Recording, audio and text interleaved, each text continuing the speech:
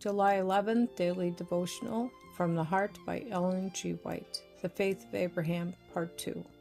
My son, God will provide for himself the lamb for a burnt offering. Genesis chapter 22, verse 8. As they drew near the mountain, Isaac spake unto Abraham his father, and said, My father. And he said, Here am I, my son. And he said, Behold the fire and the wood, but where's the lamb for a burnt offering? Genesis chapter 22, verse 7. These endearing words, my father, pierced his affectionate heart. And again he thought, Oh, that I in my old age might die instead of Isaac.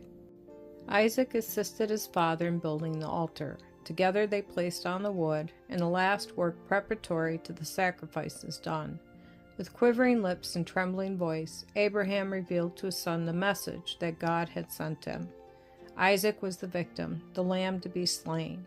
Had Isaac chosen to resist his father's command, he could have done so, for he was grown to manhood.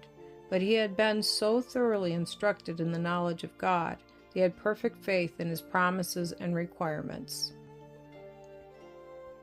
He comforted his father by assuring him that God conferred honor upon him in accepting him as a sacrifice, that in this requirement he saw not the wrath and displeasure of God, but special tokens that God loved him, and that he required him to be consecrated to himself in sacrifice.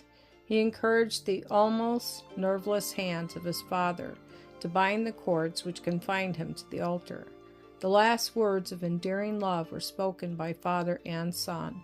The last affectionate filial and parental tears were shed.